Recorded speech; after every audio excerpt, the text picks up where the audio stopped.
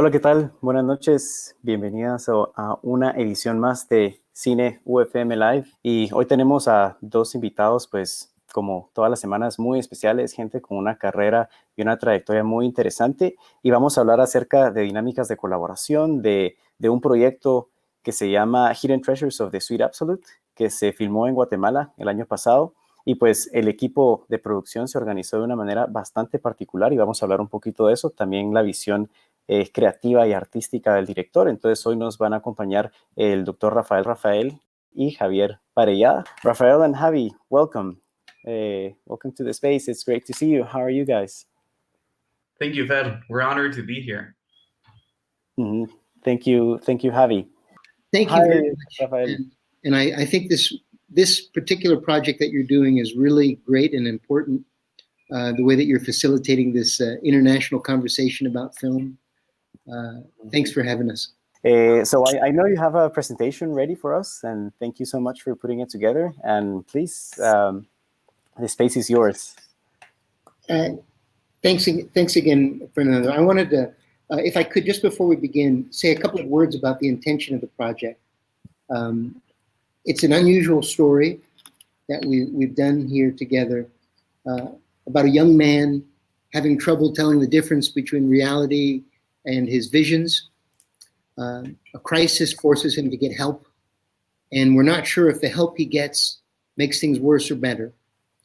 And as we together tried to make this project, we wanted to tell it in an unusual way, to invite the audience to share the character's confusion and his fractured mind, and tell the whole story in an experimental way.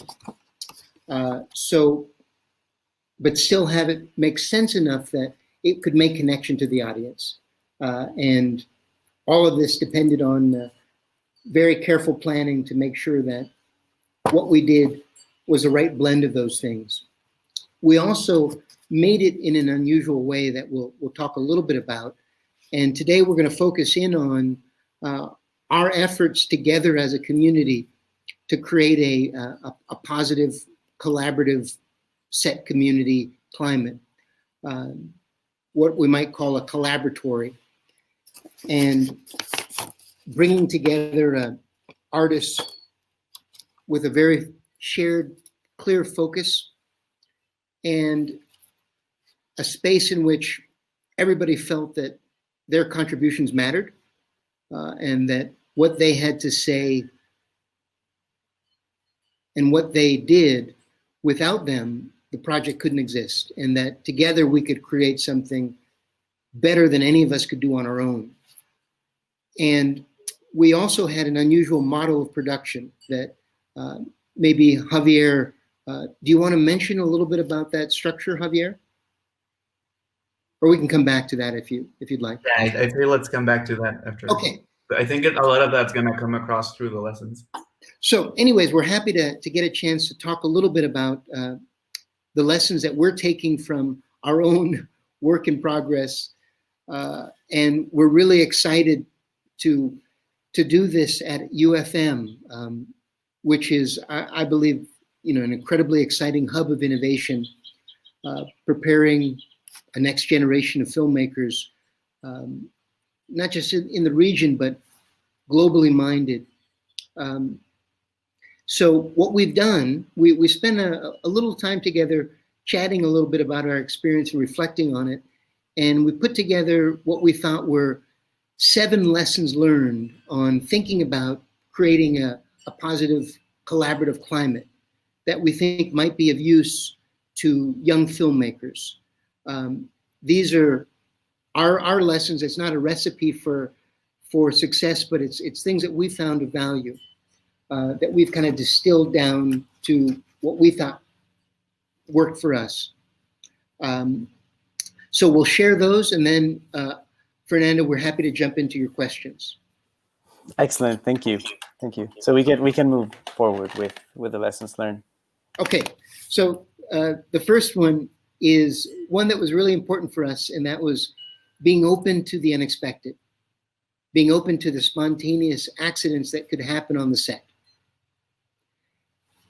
this is not chaos. This is predicated or based on very careful attention to structure and planning in all the realms of our production, in the structure of the story and in our daily planning.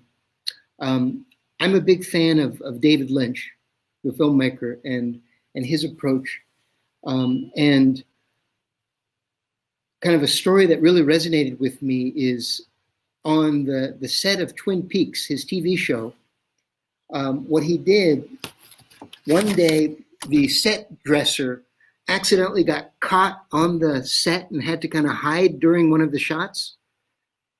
And the continuity editor caught a glimpse of him in the mirror afterwards. And the AD said, oh my goodness, we got to reshoot this whole thing. And it was a real disaster. But David Lynch saw this image of this set dresser in the mirror and said, oh my God, this is what this whole story is about. So he pivoted his entire project based on this accidental thing. And the whole series became about what emerged from that image. Now, our use of the spontaneous was not that radical, but we did try to always be open and flexible enough to take advantage of accidental miracles that might happen on the set. And all of that was predicated on a lot of preparation. If you don't mind switching to the next one. And this is kind of connected to this. I know that a lot of perhaps young people watching this might be planning out their first films. And one of the key lessons that I personally took away from the project was thinking about yourself as a creative leader, as a director. Historically, have a great deal of kind of cultural weight on the set. And what I very consciously tried to do was model the attitude and behavior and the culture that I wanted to invite. Try to be the culture that I felt that would best serve us as a community. And to try to be, no matter what kind of crisis popped up, and there were always crises. If there are no crises on a set, I think you're not ambitious enough. But with that, to always be calm in the midst of the storm, and that was predicated on a great deal of preparation, having carefully prepared shot lists and storyboarding, writing out suggested intentions for the actors for each scene to try to minimize the on-set decisions. And let's switch to the next one, please. And all of this was part of what we very consciously tried to create in this project, was having what we might call a collaboratory. Really being mindful, like in this example that I mentioned with David Lynch, of being aware of kind of the accidental contributions that can happen with the group as a whole. Creating this sense of us being a collaborative monster together, I think was a key part of contributing to the sense of excitement on the set, having everybody feel that they mattered and that without whatever unique contribution they could give, the story and the film wouldn't exist in the way that it did. So any film crew is kind of a mini, multi-eyed, many-hand monster, with each part of that group having a different perspective of what they see, whether they're the actor, the gaffer, the AD. Everybody sees something that everybody else can't see, particularly the director. So they all have a unique perspective to add. So as part of my role, I felt it was important to create a sense where everybody knew that whatever they had to add was very important, and that without their presence, the film would not be the same thing that it was. whether they're an extra or the AD. If you could go to the next one, please. So at the same time, that might sound like you're inviting chaos, where you say, okay, anything goes, and that's not what it was. A key part of this, as we saw it, was very carefully vetting the ideas, creating a very strict filter, but giving everybody a very clear feeling that you're listening to them and that you hear everything they say, but that you're not necessarily going to use it. Because if you do use every idea, people will shut down because they'll feel an immense burden that, oh my God, if I say a suggestion to the director, suddenly it appears on the screen. I better watch what I say. So instead of giving anyone any kind of internal filter, what I tried to do as the director was let them know that I was very interested in their perspective, that I heard what they said. I wouldn't necessarily use it, but that I might. And so they'd see occasional things pop in that they suggested, that hopefully gave everyone a feeling that their contributions mattered and that they were heard. Switch to the next one, please. And this one, acknowledging contributions, I don't think anybody can claim this one, but there seemed to be spontaneously on the set, everyone constantly kind of celebrating each other's work and recognizing what everyone else was doing. And we tried to do this as far as institutionalizing it in our daily opening meetings that we'd start every set. We would kind of informally address great things that we saw happening on the set, whether it was a particular performance or something else, a contribution by a production member.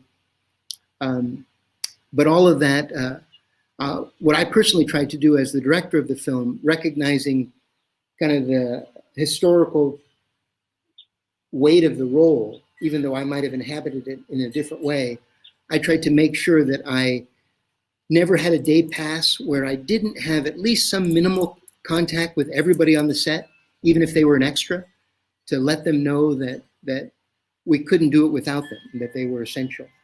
If you could do the next one, please. Yeah, this was a real important part for us.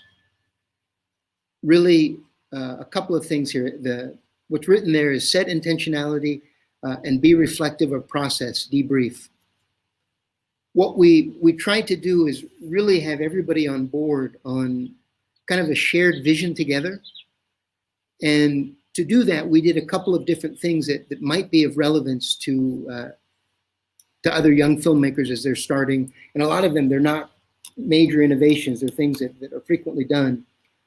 But one of the most important things we did was having a table read that included all of our crew and all of our cast, where we in real time just read together through the script. And that process really was, I can't overstate, I think, the importance of it in bringing everybody into the spirit of the project and getting everybody on board in kind of one shared vision. We also did another table read that was a technical table read for all of the heads of departments. And that was a really valuable thing for them to together ask questions and get a sense both of what they needed to do in their department, as well as kind of an overarching sense of what's happening in other departments. We also had I'm just mentioning a few of the strategies that we did that might be relevant for folks. We had a director's intention session where I talked a little bit about kind of how the story emerged and some of the ways that I formed it in these dual roles as a screenwriter and director with studio heads to kind of get everybody on the same page. And another key aspect of our work in kind of creating this collaborative set culture, this climate of what I referred to before as a collaboratory, was frequent debriefing. And by that I mean at the end of our sets, kind of distilling what was working in that session, what worked and what didn't. And we did this incredibly faithfully for the first several sessions. After that, people got kind of sick of it. You know, at the end of the day, they're too tired for us to do it. But I think somehow we did invite an informal commitment to thinking about revising the structures that we had together and constantly thinking about what would work best. That helped us all kind of continually think about how we could change those to make them most effective. If you could do the last one, please. And this last one, create a culture, probably should say witness a culture, because it was more of a witnessing process where, but somehow we did have a culture where there was really no complaints, that there were no problems, that everything was simply what solution would we use to address the issue that has popped up.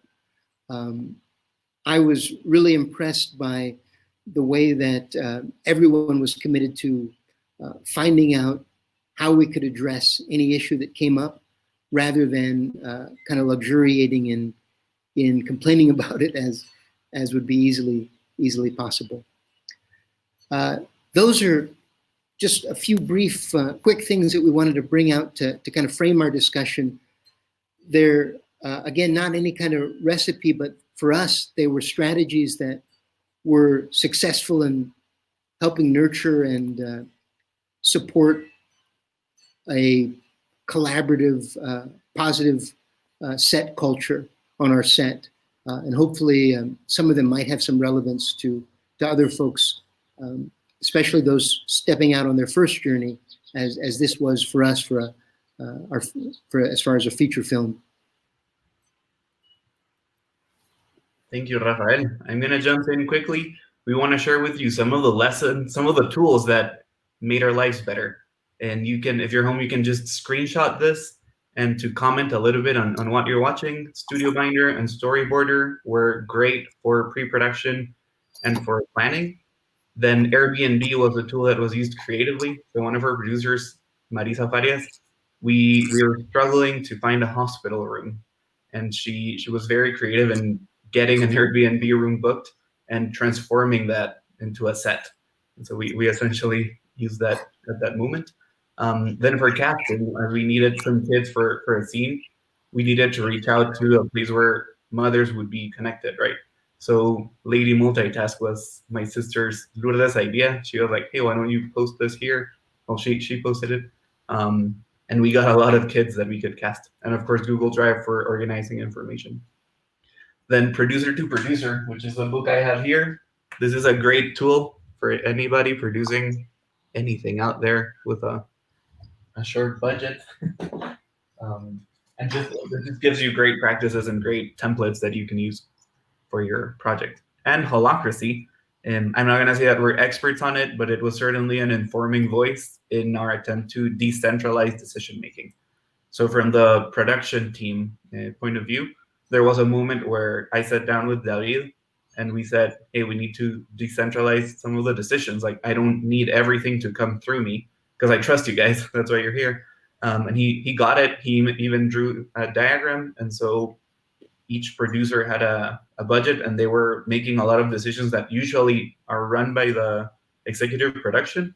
But in this case, we experimented with a bit of a different model, and so that we could be more agile as we jumped from having the script to shooting the film in probably less than a month or two. In some other departments, this was more of a challenge, and we needed more of that hierarchy that is traditional of film. And so it was really an experiment. But if you can give it a read, watch the TED Talk, it's a very interesting food for thought. And then some screenwriting resources. You can also screenshot this and check out the books and the content after this conversation is over. Yeah, there are just a few mentioned there. Another one you might add there, Sid Fields was our original guru of screenwriting that, at least for this project, also had some impact too. It was a handy resource. Excellent, thank you. Ahí lo tienen, un montón de recursos, de libros, de pláticas que pueden escuchar, como Javi mencionaba, pues se le puede tomar screenshot al material y utilizarlo. Y parece que fue una película pues, de procesos muy colaborativos y co-creativos. Entonces ahorita vamos a ahondar un poquito más en eso. Thank you for sharing the lessons learned. I think this exercise that you've just presented us is an example of the process of debriefing in its own right. And it's great to see everything structured in such a way. And now I would like to move to a few questions that we have. With your presentation, I think we already addressed a few themes, but I would like to ask, firstly, Raphael, where do you find the inspiration to write Hidden Treasures? Why did you write this story, Hidden Treasures? Okay, thank you. Well, a couple of things. One, I write a lot about, I've been concerned about creating a conversation about the ways that disability is represented in film. And frequently disability is, and particularly characters with disability, particularly mental illness, are framed as a source of fear in films, particularly in the horror genre. And we can think of immediately Psycho and more recently Split, two incredibly kind of genre shifting films as far as because of their success, particularly Psycho. Anyways, that's kind of a flip of reality where the truth is that those with mental illness are much more likely to be the subjects, or rather the objects of violence, than they are to be perpetrators of violence. And they're also more likely to be fearful of the world than really being a reason to be feared. So I was really interested in trying to create a story of a sympathetic character with a mental disability. I also have a close family member that I grew up with who is mentally ill, which really invited me to think about mental illness as something that was always, very mysterious to me and very frightening. And I think in the back of my head was something I wanted to try to explore too. Another thing that was a big inspiration on this project, I had the good fortune of doing an artist residency at a place called Trans Art Institute. This was in Berlin, Germany, as well as in New York. And it was a residency that was transdisciplinary with artists from lots of different forms, people who worked in paint, in metal, dance, poetry. And being in that, I was really inspired by watching all of these different kinds of forms. And it really made me want to try to create a project that might itself be a collaboratory space for artists from different kind of artistic backgrounds to collaborate together. Those are a couple of the of the inspirations for it.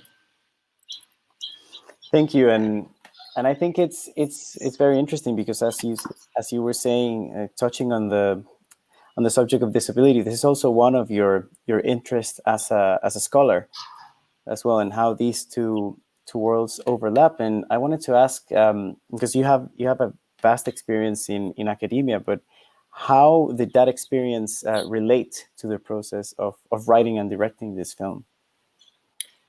Yeah, I mean, I've been a student of film for a long time, and I continue to be. And I remember when I first started out, the first film courses I ever took were at a wonderful place called Los Angeles City College, which is a really great place that has Mimi Lender and the Hughes brothers, a few other folks emerged from that place. Among other things, it has a very very diverse group of students, different ages, very old students, what we might call, and very young students. And I was there as a pretty young student, and I really wanted to, revolutionize the form and break all the rules.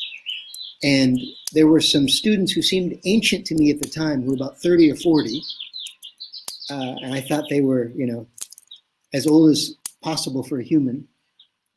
And they saw some of the things I was doing, and they set me aside and they said, listen, Picasso broke a lot of rules, but before he did that, he learned them. He learned what the rules were, and that you have to know what the classic forms are in order to change them, in order to innovate them, and innovate on them. And that had a big impact on me. And kind of because of that censoring from them, I think that kind of led me to my own studies, to make sure I had a more intimate relationship with classical forms before I started trying to play with them and shift them and try to do new things with them, which collaboratively we tried to do in this project. Mm-hmm. That's really interesting, and I like the fact that you mentioned being a student of film and mastering the art, and it's a great feat to have your first film be such an experimental story. So I think that is really interesting, and I would like to ask Javi, what drew you to this story, and why were you attracted to be a part of this project? I knew Raphael from his time teaching at the school, and I was just starting a different stage of my life after being three years at the school. And so I really, when he came with the proposal, I thought, wow, this is a great opportunity, and we can do a lot of that this year. There's a friend of mine told me at the moment, some projects, if you don't do them at the time that they need to be done, you're never gonna do them at all. And so I thought, if I postpone this until it's perfect and everything's super structured and super well planned, that day is not going to come. And so it was a learning opportunity, but it was also an opportunity to create that here in collaboration with Raphael and then the amazing team of people that joined from UFM's film school, particularly. So there were moments of confirmation, like when you jump in and you're like, should I do this? Should I keep going or not? But as we had Stephanie join, as we had all the students apply from the internship that we set up, the cast members, our family supports, all of that was just a confirmation that we had to do this every time more.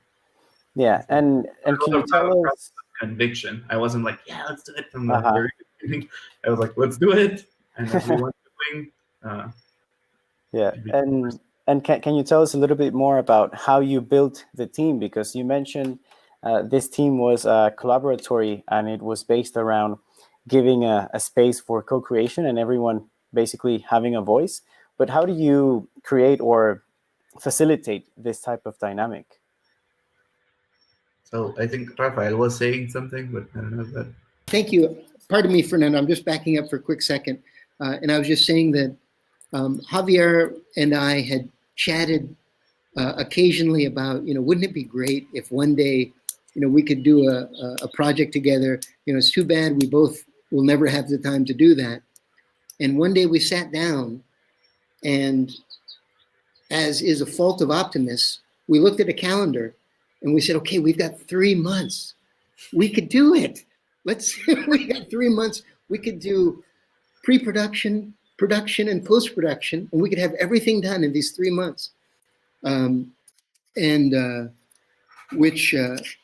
Anyways, I think there are many benefits to optimism, part of which, I don't want to get off track. Remind me again, I'll tell you about research on optimists versus pessimists. Yes. But I was really, I felt incredibly blessed to have the chance to work with Javier as a creative problem solver and visionary, as well as to work under the auspices and with the support of UFM on this project. And you were asking, Pet, about how we achieved this collaboration. I would describe it as a snowball. And as people joined the project, it became more interesting every time. So at some point we had Roberto Diaz-Gomar, who's a Guatemalan legend, obviously in film and theater. And when he joined, obviously this became a great opportunity for more people to join and collaborate with him. And it all started with a great script. And from the great script, more people joined, and that's how we formed it eventually. Always being really transparent about what we knew and what we didn't. We tried to set up very realistic expectations, and tell them that this is something we're experimenting with. This is the way we want to work it. This is what the contract would entail. And people who resonated with that decided to hop on board. Mm-hmm. And you're mentioning Guatemalan actors. I mean, some people who had a lot of experience, some people who were starting their careers as actors. How did the directorial process work? Like, how did you approach working with the actors and preparing them for this story, specifically because you said it has various perspectives and it confuses the audience. Did it confuse the actors as well? Were they part of the journey? Well, I mean, we were fortunate enough, the way that we'd structured this, to have the chance to kind of, at least I personally had individual meetings with each actor, and really each key crew member, to kind of get a sense of shared intentions and find out where they were and how this resonated with them.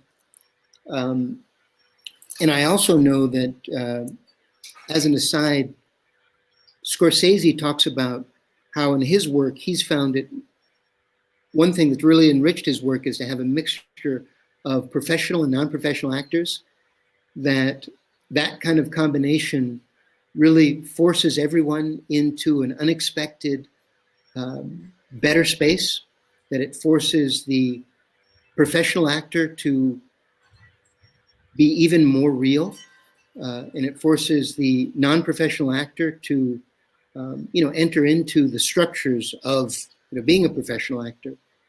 But to answer your question, your question was again, repeat your question for me if you don't mind.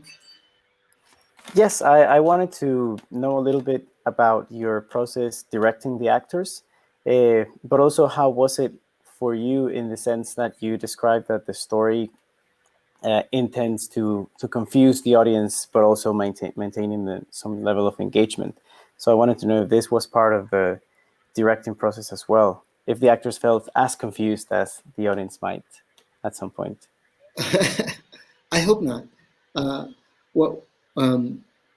This process, being I've been a student of film, as I mentioned, for a long time, but this was the first feature film that I'd ever done, and I made more than my own share of errors.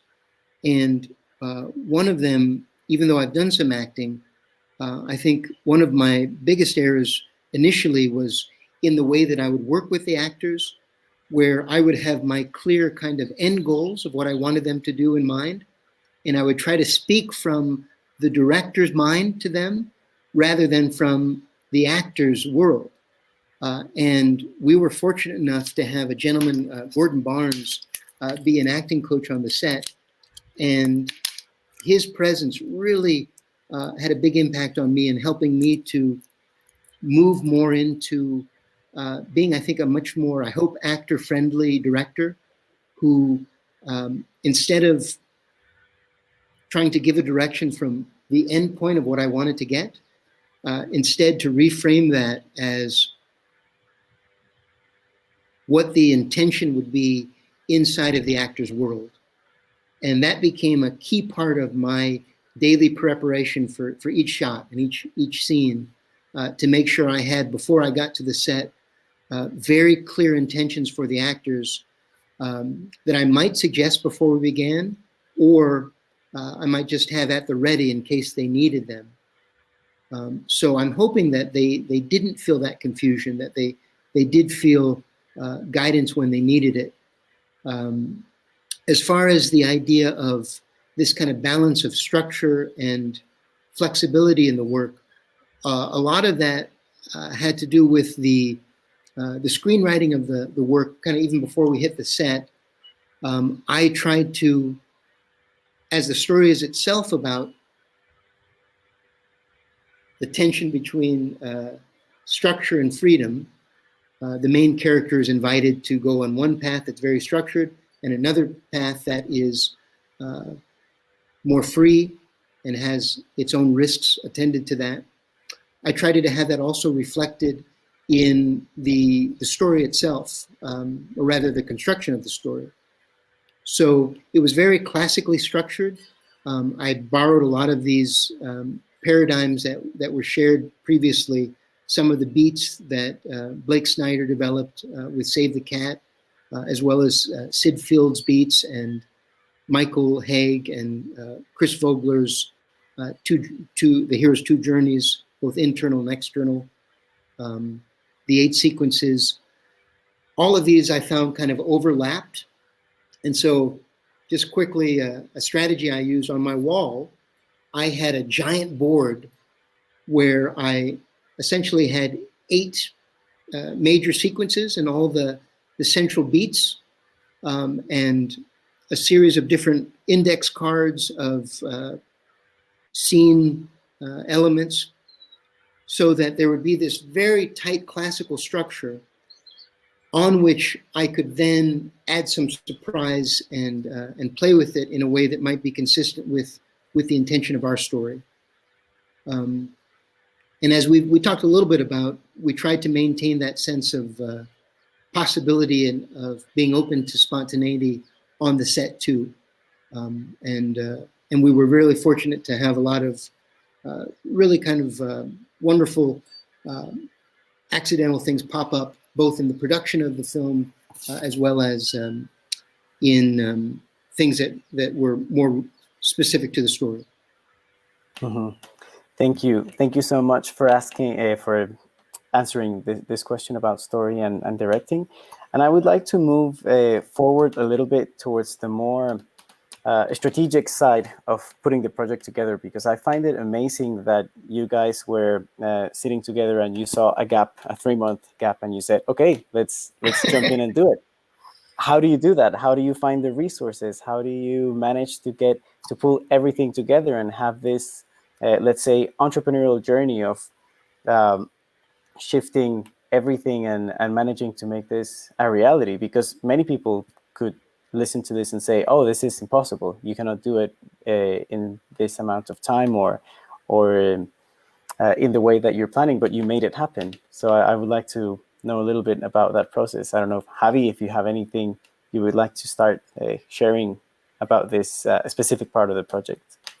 Yeah, very briefly, it has to be born out of an acknowledgement that that's not something only 2 people can do. And so the first thing is, who's our team? Who do we have on board? And once you get those right people, everything is possible.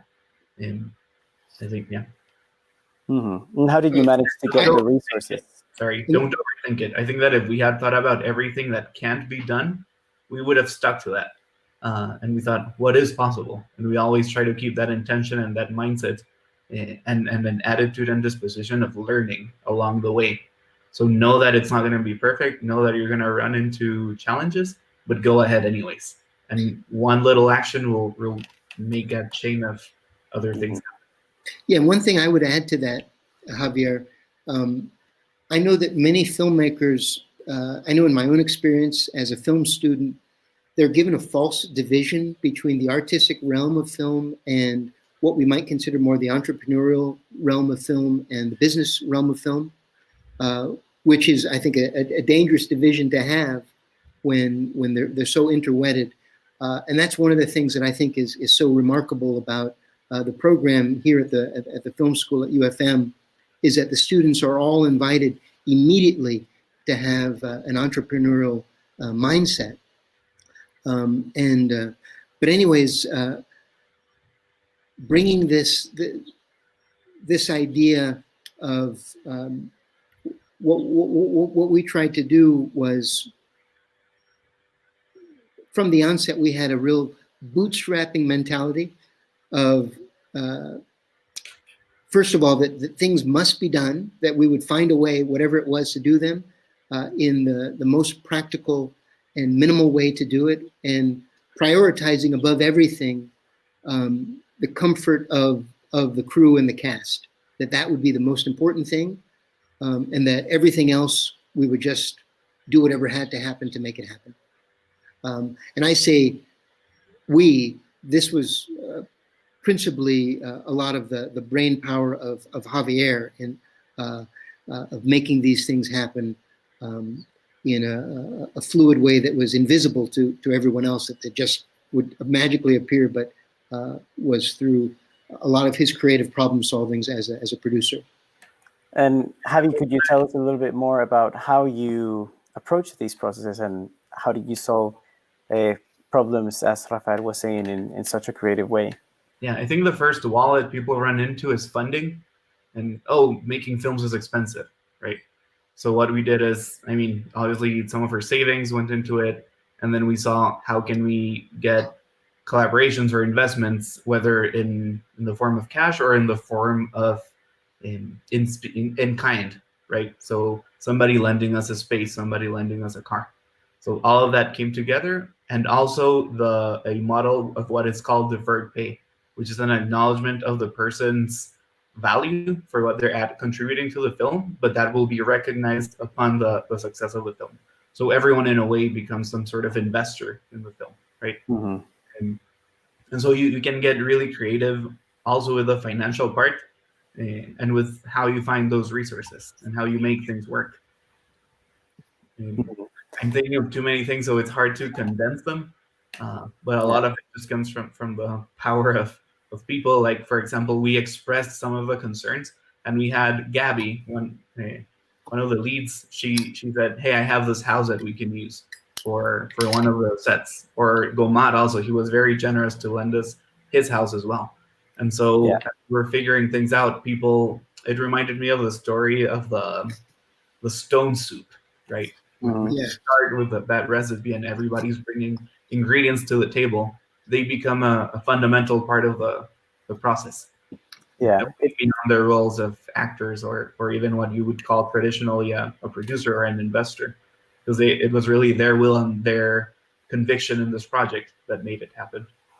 Yeah, it sounds to me like you had a startup mentality when you kicked off this project. For sure. And I can relate this to two principles that are taught in Babson. And the first one is start with what you have, not what you need. And the other one is action trumps everything. And it feels like you were both really creative with what you had and this mentality of we're going to push through no matter what, and we'll find a way and build our roads as we venture into this journey. So I think that's pretty amazing. And I have a couple of questions. I'm a little bit conscious about the time, but the one is, the film was shot in Guatemala. Is Guatemala a part of the story, or does it just happen to be the country where the project took place? That's a good question. This story, kind of borrowing from, it's kind of a tradition in a lot of modern transnational horror films, that they occur in kind of this extra national space that doesn't necessarily have any clear references to any particular country. And one of the things I think that is the benefit of this project for the film community in Guatemala, I think it really helps announce that there are room for all kinds of films in Guatemala, both realistic films that explore some of the present and historical realities of this very specific location, but that this is also emerging as a global film artistic collaborative space that has the requisite artistic voices and artistic community skill set to produce any kind of film, just as a film produced in LA or Berlin doesn't necessarily need to reference that space. And I'm also, I feel really honored this is the 50th year of the film archives at the University of Carlos, and to be participating in some little minor way in the history of film emerging from Guatemala, where the first film, the first purely Guatemalan film, was a horror film. But before that, the first films filmed in Guatemala were collaborative, cooperative, co-national films, such as this one was. And I really feel, quite fortunate to be part of this. And one thing I feel very strongly about is that UFM is, I think, emerging as a very important hub of some of this international collaborative mindset, and is inviting that, particularly with these kind of dialogues that you're doing, as well as that Stephanie has kind of been engineering in kind of the larger picture of the program. Anyways, I feel really fortunate to be present at what I think is an incredibly exciting moment for the creative, not just the film scene of Guatemala, but the creative art scene in total of Guatemala, that it is really poised to have even greater voice in its global community. No, I think that's great, and I'm glad you mentioned it, because sometimes I think we try to sell Guatemala as a place because of its locations and its heritage, and I think that's really important. But I also think it's important to point that you can use this place to make films that don't necessarily have to interact with the context, but just because of the infrastructure and the talent and the creativity of the people here, that you can make films that could work anywhere. As you say, with horror films, they don't necessarily belong to any region of the world in particular. But this just showcases that Guatemala is also a fertile ground for these types of projects, not just projects that have to have something to do with the Guatemalans' culture, if that makes any sense. Yeah, completely. And, of course, like when we're speaking about the horror genre, we have to mention, the work of Fernando Galvez, which we were fortunate enough to have his participation in this, who is, a master in kind of bridging a lot of the classical forms of the genre with new directions too.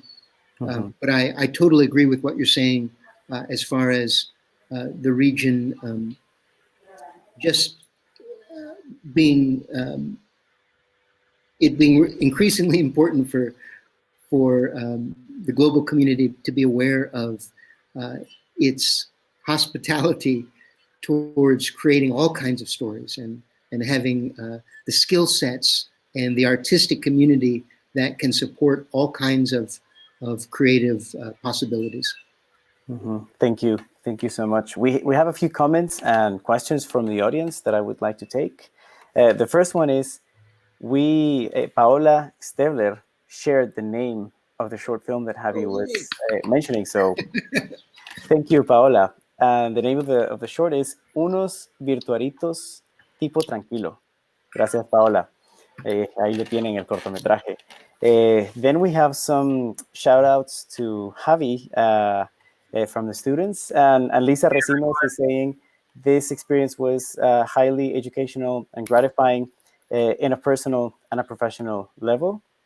And then we have a question by Roberto de Leon, who says, what do you think we need to become an industry?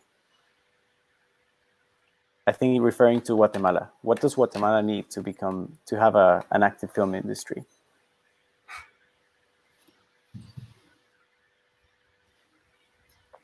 Javier, I'm going to defer to you for a moment on this one.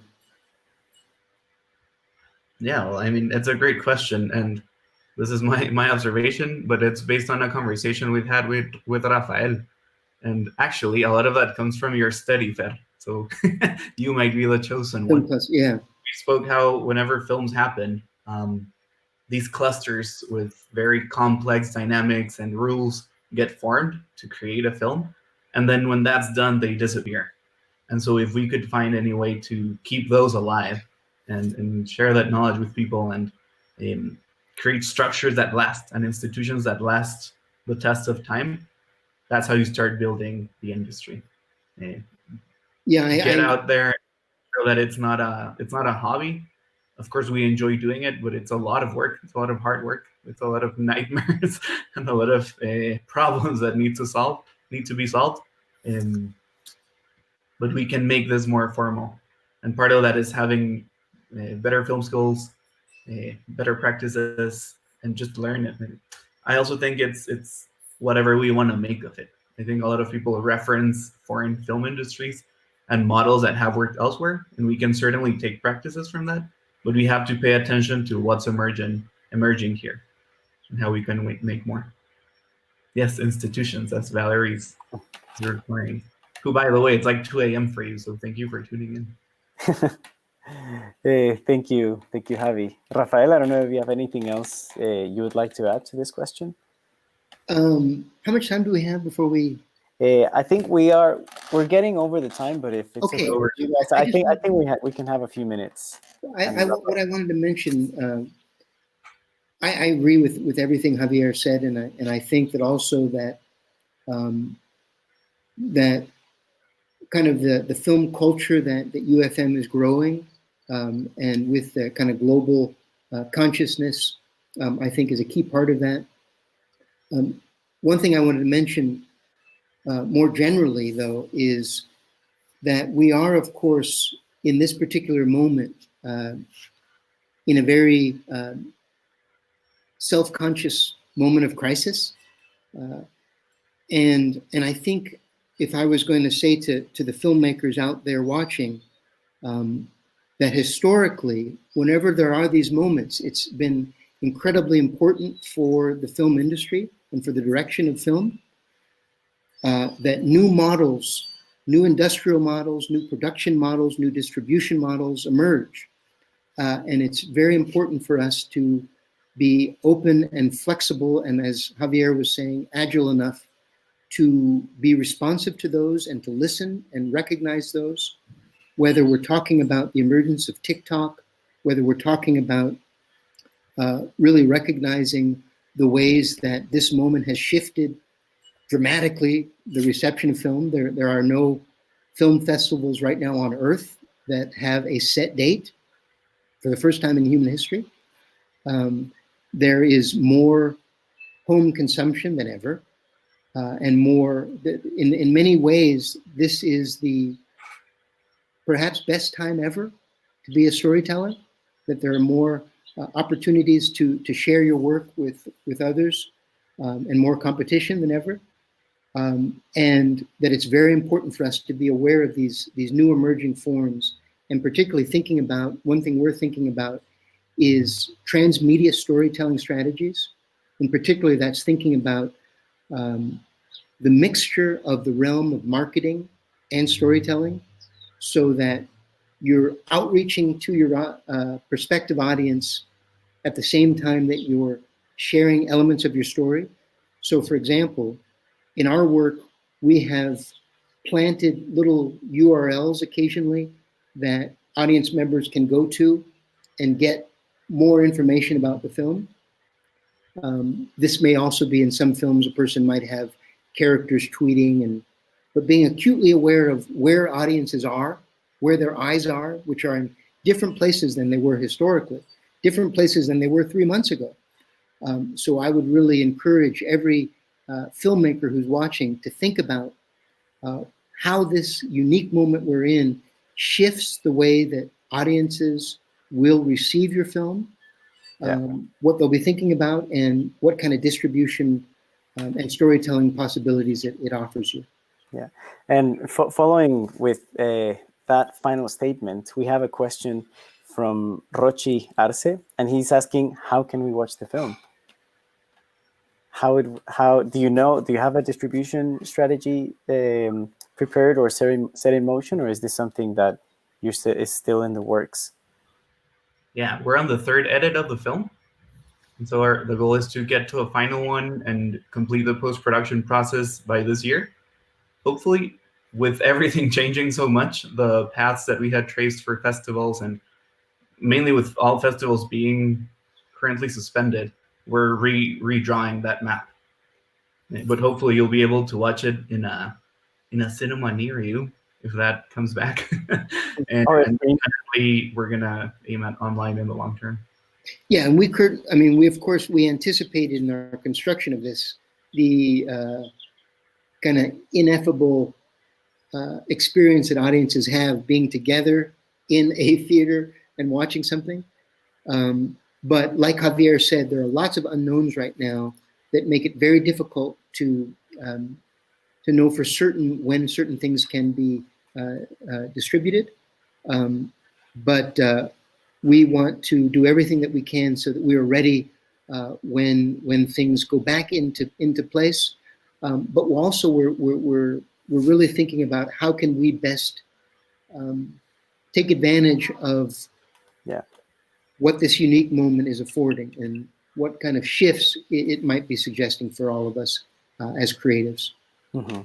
Yeah, I think it will be very interesting, and watching how creative you have been through the whole process, I'm sure you will find a way that will surprise us and inspire the new generation of filmmakers and existing filmmakers to try and test new models. I completely agree with what you say, with the fact that maybe this crisis is stress testing the industry as it's been for the past years, but it's also a time for great innovation and opportunity. I think there's, and you are much more of an expert in this than I am, but I think there's no crisis that ends without any dramatic innovation after it happens. So I think it's a great opportunity. It's uncertain times, but I think definitely a great opportunity for trying things that you wouldn't try otherwise. Maybe not thinking about festivals will allow you to think of models that you would never even consider before.